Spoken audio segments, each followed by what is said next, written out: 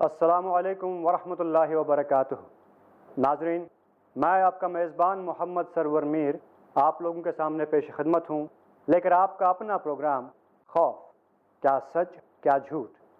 ناظرین، اس پروگرام کے پچھلے کئی ایپیسوڈز میں ہم نے آپ کو خوف کے مختلف اقسام کے بارے میں بتایا ہے۔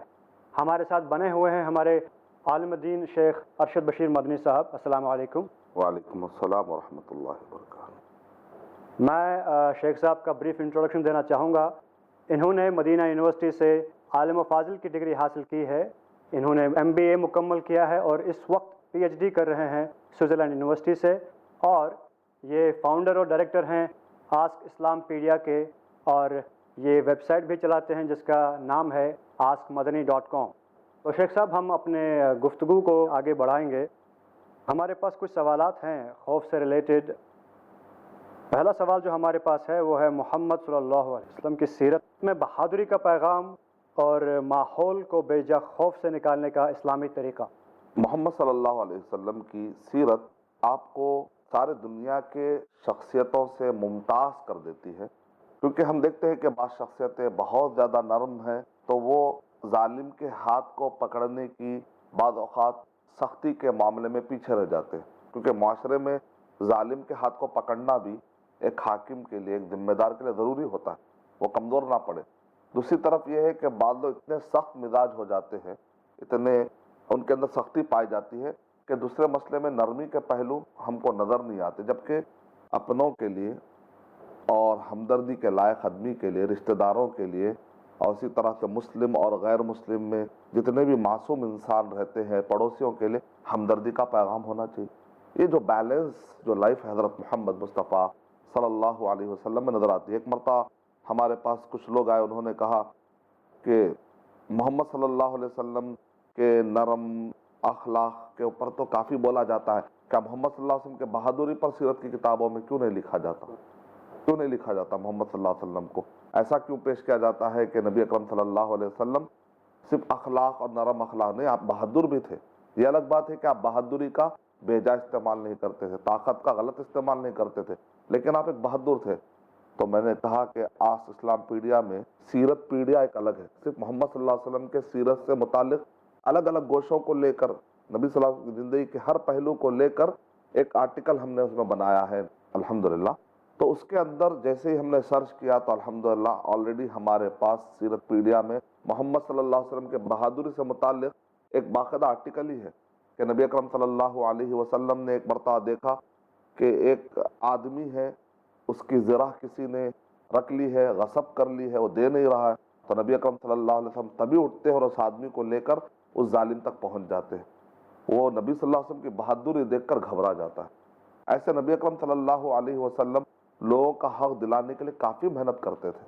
اسی لیے جب پہلی مرتبہ وحی نازل ہوئی حضرت محمد مصطفیٰ صلی اللہ علیہ وسلم پر، تو اس وقت پر محمد صلی اللہ علیہ وسلم کو حضرت خدیجہ رضی اللہ تعالی عنہا نے تسلی دیتے ہوئے کیا فرمایا تھا؟ اے اللہ کے نبی صلی اللہ علیہ وسلم، اللہ تعالیٰ آپ کو ضائع نہیں کریں گے، ویسٹ نہیں کریں گے۔ کیوں؟ اس لیے کہ آپ نہیں کمانے والے کو کمانے کے لائق بناتے ہیں۔ یعنی کتنی بہادری کی بات ہے کہ سماج میں آدمی انوالو ہو اور سماج کے مسائل دیکھے۔ اپنی لائف تو جی لینا کوئی بھی جی لیتا ہے، لیکن نہیں، دوسروں کے مسائل کیا ہے، جائیں جا کر بھائی آپ کیوں کما نہیں رہے، اچھا آپ کو فلاں سے ملائیں گے، چلیے ہم آپ کو ملائیں گے۔ یہ ایک بہادری والی بات ہے کہ آدمی کا ایک رول سوشل لیول پر، سوشل کنٹریبیوشن، سوشلائٹ ہونا چاہیے آدمی کو۔ یعنی بیجا خوف والا دو آدمی جیتا ہے احساس کمتری میں رہتا ہے، بیجا خوف والا آدمی ہمیشہ تنہائی پسند رہتا ہے، بیجا خوف والا آدمی سوسائٹی کے اندر گھلتا ملتا نہیں ہے، اس کو ڈر لگا ہوا ہوتا ہے کہ پتہ نہیں میری عزت کیا ہو جائے گی، ہو سکتا کوئی میری عزت گرائے۔ جب لوگوں سے ملتا ہے تو اتنا نگیٹو ہوتا ہے، اس کے چہرے پہ مسکراہٹ بھی نہیں آتی۔ محمد صلی اللہ علیہ وسلم کی سیرت جب ہم پورے دنیا کے سارے شخصیتوں کے درمیان ایک موازنہ کر کے دیکھتے ہیں تو محمد صلی اللہ علیہ وسلم کی شخصیت ممتاز ہو کر سامنے آتی ہے کہ نبی اکرم صلی اللہ علیہ وسلم میں ایسی خوبیاں ہیں۔ اللہ تعالیٰ نے قرآن مجید میں ارشاد فرمایا، سورہ احزاب سورہ نمبر 33، سورہ احزاب سورہ نمبر 33 کے آیت نمبر 21 میں اللہ تعالیٰ نے ارشاد فرمایا، لَقَدْ كَانَ لَكُمْ فِي رَسُولِ اللَّهِ أُسْوَةٌ حَسَنَةٌ، کہ البتہ تحقیق محمد صلی اللہ علیہ وسلم، رسول اللہ صلی اللہ علیہ وسلم کی زندگی میں تمہارے لیے بہترین نمونہ ہے۔ تو ایک نمونہ بنایا جاتا ہے ایگزامپل کس کو، جس کے اندر ایسی خوبیاں ہوں تاکہ لوگ اس کو دیکھ کر آئیڈیل بنا کر اپنی لائف میں چل سکے. تو نبی اکرم صلی اللہ علیہ وسلم بہادر تھے، ہمت والے تھے، لیکن آپ کی طاقت کبھی آپ اس کا مس یوز نہیں کرتے تھے. طاقت ہونی چاہیے، نرمی بھی ہونی چاہیے. کیوں؟ تاکہ جو احسان کرنے والا ہو، اچھا سلوک کرنے والا ہو، تو آپ کی نرمی کی کیفیت کام آئے گی. لیکن اگر سوسائٹی میں کوئی ظالم ہو، کسی کو ستا رہا ہو، اور آپ اس کا حق دلا سکتے ہیں، آپ ذمہ دار ہیں اس ایریے کے بڑے ہیں، حاکم ہیں، اگر آپ یا آپ کو خاندان میں کچھ اللہ تعالیٰ نے مقام و مرتبہ دیا ہے اور وہ آدمی آپ کا احترام کرتا ہے، تو آپ کے پاس اتنی جرت بھی ہونی چاہیے کہ کسی کا حق آپ دلا سکیں. تو یہ اچھی بات ہے. اب قاضی ہے لیکن وہ پاورفل نہیں ہے، حاکم ہے لیکن وہ پاورفل نہیں ہے، اور یا اپنے پاور کو صحیح استعمال نہیں کرتا ہے تو وہ عیب بن جاتا. تو نبی اکرم صلی اللہ علیہ وسلم کی خوبی یہ ہے کہ صلاحیتیں بھی موجود تھی، اور صلاحیتوں کا استعمال بھی بحسن خوبی وہ استعمال کرنا جانتے تھے. جیسا کہ نبی اکرم صلی اللہ علیہ وسلم کے پاس اچانک شخص آتا اور کہتا ہے کہ مجھے فلاں کا حق نہیں مل رہا. نبی اکرم صلی اللہ علیہ وسلم اسی وقت پہ جا کر اس کا حق دلا کر آتے ہیں. ایسے کئی واقعات ہیں. اور نبی اکرم صلی اللہ علیہ وسلم کی سیرت کے بارے میں حضرت خدیجہ رضی اللہ تعالیٰ عنہ، صحیح بخاری کے شروع کے احادیث میں ہی، صحیح بخاری میں جب شروعات ہوتی ہے کتاب الوحی میں، تو نبی اکرم صلی اللہ علیہ وسلم پہ جب پہلی مرتبہ وحی آئی تو نبی اکرم صلی اللہ علیہ وسلم کے ساتھ ایک نیا واقعہ پیش آیا تھا. جیسے کہ میں نے کہا، ایک ہوتا ہے نیچرل خوف، اس کا انکار نہیں کیا سکتا. دوسرا ہوتا ہے عقیدے والا خوف، وہ صرف ایک اللہ سبحانہ تعالیٰ کے لیے ہونا چاہیے. تیسرا ہوتا ہے بیجا خوف، جس کے پیچھے کوئی حقیقت نہیں ہے، انسان کی غلط فہمی. تو جو فطری خوف ہے وہ ایک انسان ہونے کے ناطے ہو سکتا ہے. سامنے شیر آ جائے، ایک آدمی کہے کہ میں نہیں ڈرتا، تو شیر کھا لے گا، اس کو اپنے پریکاشن لینا پڑے گا. تو اللاجیکل ہے کہ ہم یہ کہیں کہ فطری خوف بھی نہیں ہونا چاہیے. کسی کو سپلک دیکھنے سے، کتا دیکھنے سے، کاٹنے کوئی آ رہا ہو، یا کوئی بھی انسان اگر گھور رہا ہو تو اس کو یہ خوف تو ہوتا ہے، تو وہ نیچرل خوف ہے. لیکن بعض ایسے خوف ہے جس کے پیچھے کوئی حقیقت نہیں ہے، وہم، خرافات، جنوں کے بارے میں غلط انفارمیشن، جادو کے بارے میں غلط انفارمیشن، حد سے زیادہ اس کو سمجھ جانا. تو ہم نبی اکرم صلی اللہ علیہ وسلم کی سیرت پڑھتے ہیں تو ہم کو ایک ہمت ملتی ہے کہ نبی اکرم صلی اللہ علیہ وسلم ایسے سارے خرافات والے، وہم والے، بیجا خوف والے سب چیزوں سے نبی اکرم صلی اللہ علیہ وسلم پاک تھے. کیسے بہادر تھے آپ، اندازہ لگائیے کہ حضرت خدیجہ رضی اللہ تعالیٰ عنہ کہتے ہیں اللہ کے نبی صلی اللہ علیہ وسلم، اللہ تعالیٰ آپ کو ویسٹ نہیں کرے گا. کیوں؟ اس لیے کہ آپ نہیں کمانے والے کو کمانے کے راستے لائق بناتے ہیں، راستے دیتے ہیں آپ. تو یہ بہت بڑی بہادری کی بات ہے. ایک آدمی کو کچھ گر آتا ہے، فن آتا ہے، لیکن اس کو پتا نہیں کہ میں اس سے میرا مال کیسے کما سکتا ہوں. دوسرے آدمی کے پاس لے جا کر اس کو بات کر کے ملانا، سوشل لیول پر جڑانا، سوشل لیول پر کنٹریبیوشن کرنا. کچھ لوگ ہوتے ہیں احساس سے کمتری میں جیتے ہیں، اپنے بارے میں خوف میں مبتلا ہوتے ہیں، اپنے بارے میں ہمیشہ سوچتے تھے میں قابل نہیں ہوں، میں کچھ نہیں کر سکتا، انکانفیڈنٹ، ان کی پرسنالٹی ڈیولپمنٹ ہوتی نہیں ہے. لیکن جو لوگ آگے بڑھتے ہیں، معاشرے کے اندر ایک رول ادا کرتے ہیں، ایک لیڈرشپ کوالٹی ان کے اندر ہوتی ہے. محمد صلی اللہ علیہ وسلم کے بارے میں تقسم المعدوم وتقری الضیف، آپ مہمانوں کا حق ادا کرتے ہیں. وتعین علی نوائب الحق، لوگ اگر مصیبت میں آتے ہیں تو آپ جا کر مصیبت زدوں کو مدد کرتے ہیں. اور اسی طریقے سے ایک مرتبہ رکانہ نامی ایک پہلوان تھا، اس نے کہا اگر آپ مجھے کشتی میں پچھاڑ دیں گے تو پھر میں اسلام قبول کر لوں گا. تو نبی اکرم صلی اللہ علیہ وسلم نے اس کو ایک نہیں، دو نہیں، 3 مرتبہ پچھاڑ دیا. یہ واقعہ مستدرک الحاکم میں ہے. امام حاکم رحمۃ اللہ علیہ نے اس کو صحیح کہا، امام ذہبی رحمۃ اللہ اس کو صحیح کہا، شیخ البانی رحمۃ اللہ علیہ نے اس کو آتھینٹک کہا. وہ پہلوان سمجھتا تھا کہ مجھے کوئی پلٹائے گا نہیں، کوئی چت کرے گا ہی نہیں.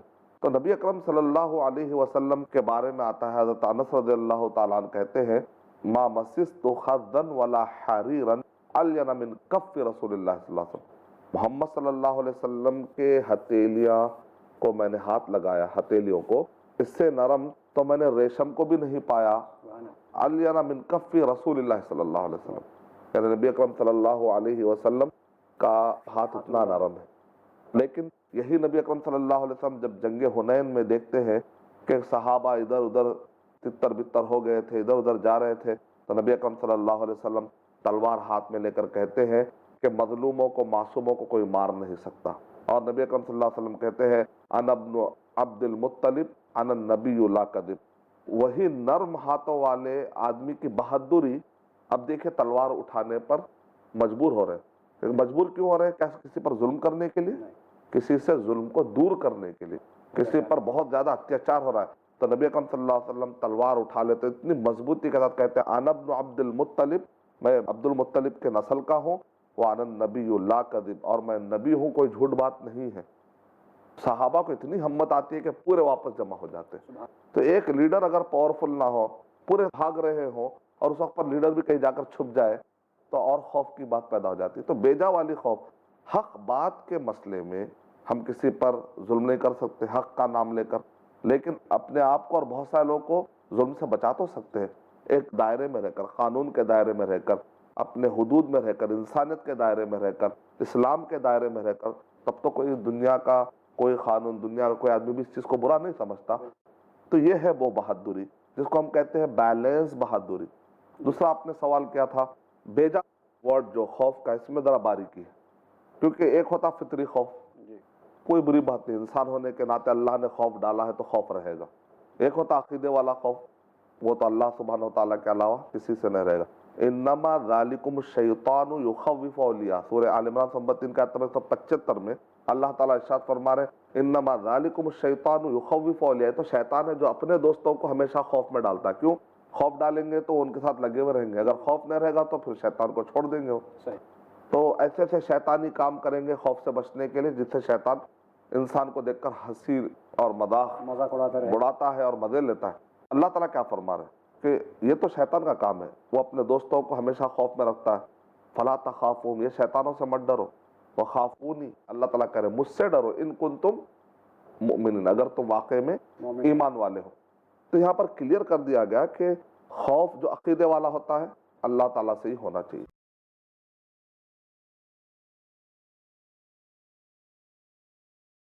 تیسرا قسم کا خوف ہے جس پر ہماری گفتگو چل رہی ہے کہ کیا سچ کیا جھوٹ، یعنی وہ بیجا خوف جو وہم و خرافات کی بنیاد پر جنم لیتا ہے۔ ایک ہوتا ہے داخلی خوف ایک انسان کے اندر، دوسرا ہوتا ہے معاشرے کا خوف۔ کچھ مرتبہ دیکھا گیا ہے کہ آدمی خود تو پیسفل ہے، امن میں ہے، لیکن سوسائٹی میں فسادات ہے، دنگے ہے، پریشانیاں ہے، چوری ہے۔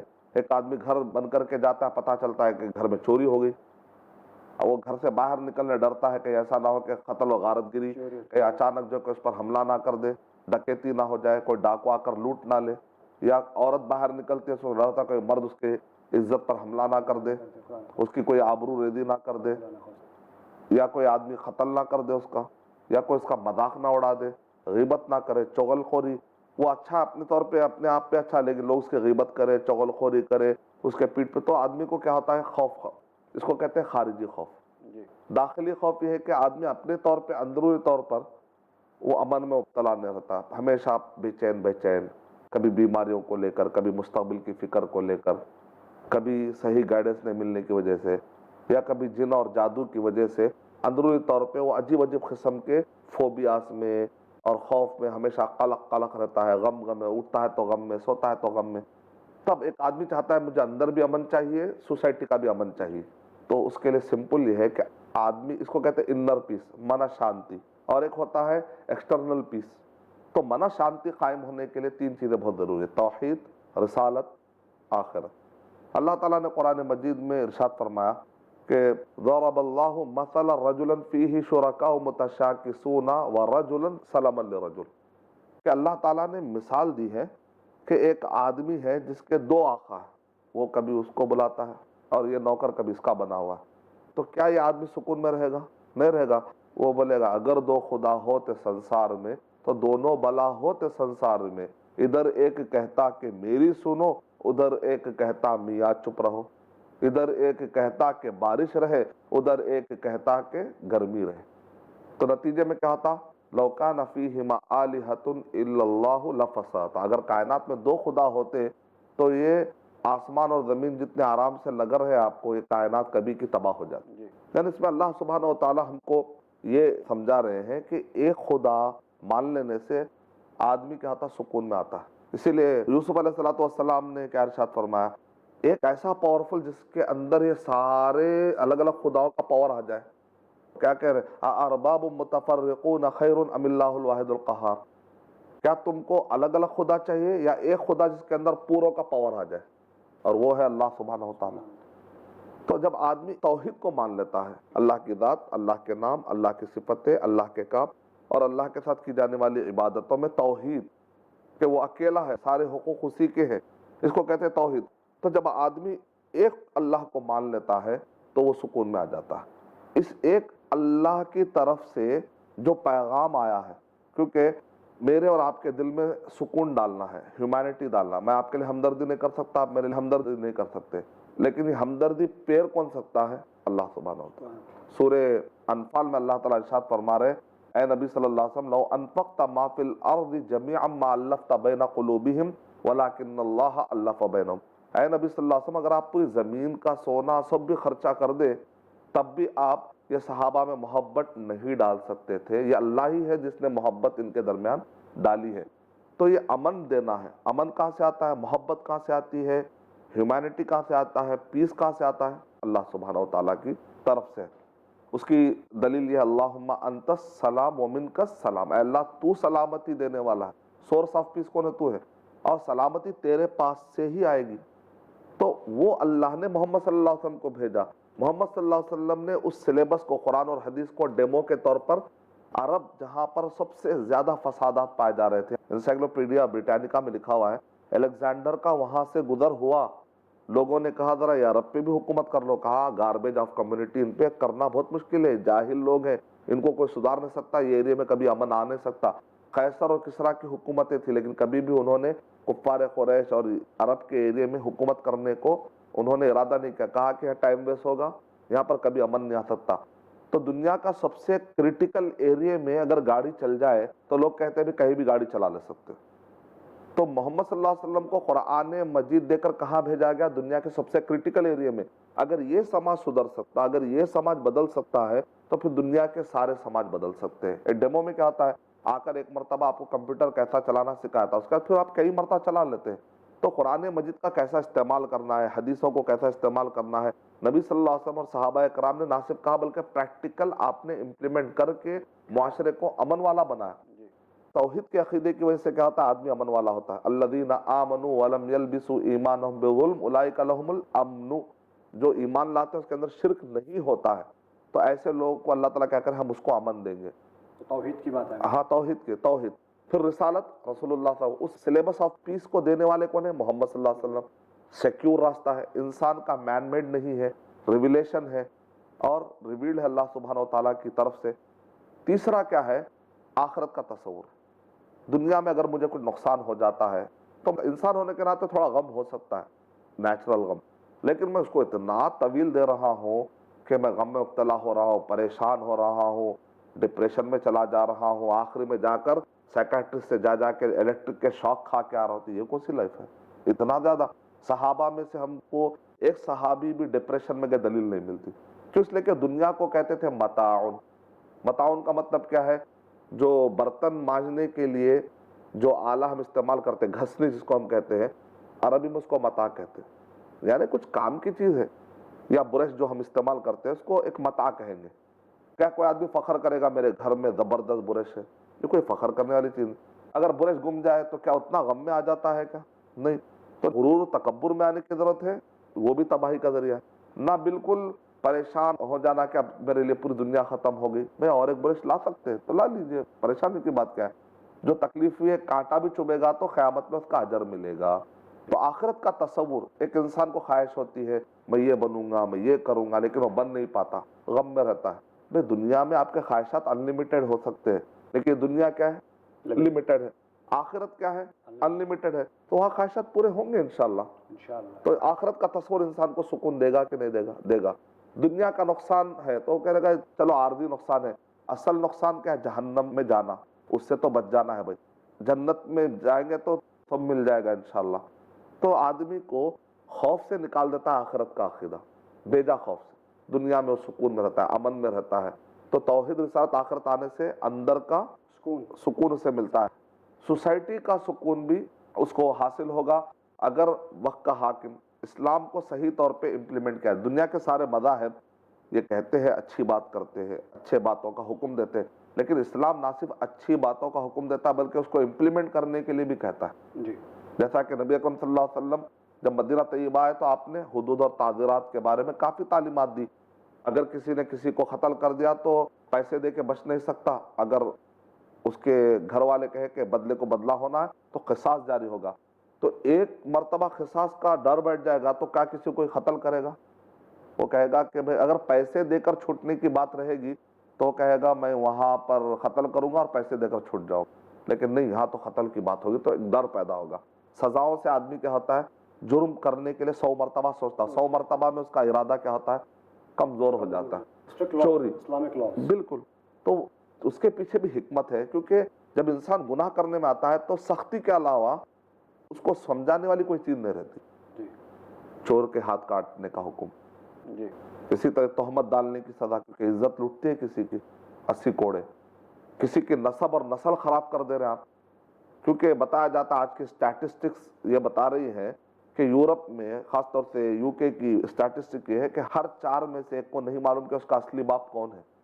تو اس میں کیا ہوتا ہے کہ آدمی کو غم ہوتا ہے میرا باپ کون ہے. نتیجے میں کیا ہوتا ہے، کیونکہ نسب کلیئر نہیں ہوتا ہے، زنا جب عام ہو جاتا ہے تو نسب کے مسائل کلیئر نہیں ہوتے تو آدمی احساس کمتری میں جنم لیتا ہے. تو اس سے پتہ چلا کہ ہم کو معاشرے کے اندر بھی عمل لانا ہے. تو اسلام میں جو حدود اور تعزیرات ہیں اس کے پیچھے بھی بہت بڑی حکمت ہے. اگر یہ 2 طریقے سے اچھے طریقے سے ہم جمع کر لیں تو انشاءاللہ داخلی امن بھی آ جائے گا، خارجی امن بھی آ جائے گا، بے جا خوف سے بھی کائنات اور سارے کے سارے انسان لوگ نکل جائیں گے. جزاک اللہ خیر. شیخ صاحب، جس انداز سے آپ نے اس بے جا خوف کے بارے میں بتایا، مجھے یقین ہے کہ ناظرین اس سے بہت ہی فائدہ اٹھائیں گے. اور شیخ صاحب، اب ہم اپنے پروگرام کے اگلے سیگمنٹ کی طرف جاتے ہیں، جو میسیجز آڈینس بھیجتی ہے واٹس ایپ میسیجز کے تھرو، وائس میسیجز، ہم انہیں اب اس پروگرام میں شامل کرتے ہیں. السلام علیکم، میرا نام آفتاب ہے. میرا سوال یہ ہے کہ برے اور ڈراؤنے خواب کیوں آتے ہیں؟ برے اور ڈراؤنے خواب دیکھنے پر کیا کرنا چاہیے؟ ان کا سوال ہے برے اور ڈراؤنے خواب کیوں آتے ہیں اور اس وقت کرنا کیا چاہیے احتیاطاً. دوسرا جی، ایک اور سوال لیتے ہیں یہاں پر. السلام علیکم، میرا نام اکبر ہے، میں بھیونڈی سے بول رہا ہوں. میرا سوال یہ ہے کہ خواب کی تعبیر بتانے والا کیسا ہونا چاہیے اور خواب کی تعبیر کس سے پوچھنی چاہیے؟ اس کا شریعت کے اندر کیا حکم ہے؟ خواب کی تعبیر بتانے والا مطلب کیسا ہونا چاہیے، کس سے پوچھیں، یہ ان کا سوال ہے. یہ 2 سوالات ہمارے گزشتہ ایپیسوڈ کے شاید تسلسل ہے، کیونکہ آج تو ہمارا ٹاپک الگ ہے، لیکن چونکہ ہمارے تھیم سے ریلیٹڈ ہے، یعنی خوف، کیا سچ کیا جھوٹ، تو سوالات کا سلسلہ ہم ضرور لے سکتے ہیں انشاءاللہ. اس میں 2 طرح کے پوائنٹس ہیں. ایک سوال میں بتایا جا رہا ہے کہ خواب اگر ڈراؤنے دیکھے تو کیا کریں، کیونکہ خوف آنے کے لیے آدمی کے اندر یہ بھی ایک ذریعہ بن چکا ہے آج کل. غلط خواب دیکھتے تو پریشان رہتا ہے. اور خواب اچھا دیکھ بھی لے لیکن جا کر اگر حسد کرنے والے کو بتا دے تو، غلط آدمی کو بتاتے تو پھر ایک نئی مصیبت. جیسے کہتے ہیں 1 شد نہ 2 شد، یعنی کہ ایک سوچنے گئے تو دوسرا کچھ اور ہو گیا. 2 بھی سوالات بڑے اچھے ہیں اور لوگ معلومات نہیں ہونے کی وجہ سے خوف میں جا سکتے ہیں، بے جا خوف میں، اننیسیسری خوف. ایک اچھی چیز کو بھی خوف میں بدل لے سکتے. بعض اوقات نعمتیں بھی انسان کے لیے وبال بن جاتی ہے، اس کو صحیح اگر ہینڈل نہ کرے تو. پہلا سوال یہ ہے کہ خواب ڈراؤنے آتے ہیں تو کیا کریں. 6 کاموں میں سے 1 کام کرنا ہم کو بتایا گیا. خواب اچھے بھی ہوتے ہیں، برے بھی ہوتے ہیں. اچھے خواب میں آدمی خوشی سے اٹھتا ہے، برے خواب میں پریشان رہتا ہے پتہ نہیں. تو کم سے کم پہلے اس کو 6 کام کرنے چاہیے. پہلا کام یہ ہے کہ جو خواب اس نے دیکھا ہے، اعوذ باللہ من الشیطان، کیونکہ سورہ مجادلہ نمبر 58 کے آیت نمبر 10 میں اللہ تعالیٰ ارشاد فرما رہے ہیں کہ یہ برے جو خواب ہوتے ہیں شیطان کی طرف سے ہوتے ہیں. دوسرا یہ ہے کہ آدمی اپنے لیفٹ سائڈ کی طرف آہستہ سے سوکے جس سے کہ باریک چھینٹیں نکلے، تو انشاءاللہ اس کے ذہن سے وسوسے دور ہو جائیں گے. تیسرا یہ ہے کہ آدمی اگر سونا ہی چاہ رہا تو وہی کروٹ میں نہ سوئے گا، کروٹ بدل لے تاکہ خواب کنٹینیو نہ. اور بھی کئی حکمتیں ہو سکتی ہیں، اللہ بہتر جانتا ہے. چوتھا یہ ہے کہ وضو کر لے، کیونکہ نبی اکرم صلی اللہ علیہ وسلم وضو کا اہتمام کر کے سویا کرتے تھے. ایک آدمی جب نیند میں ہوتا ہے تو وضو ٹوٹ جاتا ہے، پھر وضو بنا لیں گے تو اللہ تعالیٰ کی رحمت میں وہ رہے گا. اور بھی کئی وجہ ہو سکتی ہے. اس کے بعد یہ ہے کہ آدمی 2 رکعت نماز پڑھے اگر بہت گھبرا رہا ہو. وَاسْتَعِينُوا بِالصَّبْرِ وَالصَّلَاةِ، صبر اور صلاح کے ذریعے سے مدد مانگا کرو. پھر جس کو بھی وہ بتا رہا ہو تو بتانے والا عالم ہو اور ناصح ہو، علم والا ہو، حسد کرنے والا نہ ہو. یہ سب چیزوں کو فالو کریں گے تو انشاءاللہ ڈراؤنے خواب سے ہم کو نجات مل جائے گی. جو تعبیر ہوتی ہے اگر تعبیر ملے یا نہ ملے، لیکن آپ جیسے ہی پناہ مانگتے ہیں تو اس کی جو امپلیمنٹ ہے اس سے تو بچ جائیں گے انشاءاللہ۔ جہاں تک یہ کہ اس کا مطلب کیا ہے صاحب، تاکہ ایگزیکٹ آپ کلیئرٹی کے ساتھ کر سکیں، وہ تعبیر سے ممکن ہے اگر اللہ تعالیٰ آپ کو توفیق دے صحیح علم کی۔ کس سے لیں؟ اسی کے اندر جواب آ گیا کہ آپ ہر ایک کو کہتے نہ پھرے۔ اگر وہ حسد کرنے والا تو اس کو نہیں بتانا چاہیے۔ کبھی اچھے اچھے خواب برے ہو جاتے ہیں۔ نبی اکرم صلی اللہ علیہ وسلم نے ارشاد فرمایا، خواب اٹھے ہوئے اونٹنی کے پیر کے مانند ہے، اچانک کوئی آدمی غلط بتا دے تو کہیں وہی نہ ہو جائے۔ یعقوب علیہ السلام نے بھی نصیحت کی یوسف علیہ السلام کو کہ تم اپنے بھائیوں کو مت بتاؤ، کیونکہ وہ حسد کرتے تھے، معلوم ہے۔ تو حسد کرنے والے کو نہیں بتائیں گے اور جاہل کو نہیں بتائیں گے، بالکل عالم کو بتائیں گے، خیر خواہ کو بتائیں گے۔ سبحان اللہ۔ شیخ صاحب، آپ نے بہت ہی اچھی طرح سے دونوں سوالوں کا جواب دیا۔ اس ٹاپک پر ہم گفتگو کر چکے ہیں پچھلے ایپیسوڈ میں، اور اس وقت اس گفتگو کو ہمیں یہیں پر روکنا چاہیے کیونکہ وقت اجازت نہیں دے رہا ہے۔ دل تو نہیں چاہ رہا کہ یہاں پر رک جائے، لیکن ہمیں اگلے ایپیسوڈ میں دوبارہ آنا ہے اور اگلے ایپیسوڈ میں اس گفتگو کو ہم جاری رکھیں گے انشاءاللہ۔ ناظرین، آپ کے ٹی وی اسکرین پر جو موبائل نمبر آ رہا ہے اس پر آپ اپنے میسیجز بھیج سکتے ہیں، وائس میسیجز بھیج سکتے ہیں، سوالات بھیج سکتے ہیں، اور ای میل آئی ڈی بھی ہے، اس پر آپ اپنے سوالات بھیجیں اور انشاءاللہ شیخ صاحب ان سارے سوالات کا جواب دیں گے۔ اور اس وقت ہم آپ سے اجازت چاہتے ہیں، اگلے ایپیسوڈ تک شیخ صاحب اور مجھے اجازت دیجیے۔ السلام علیکم۔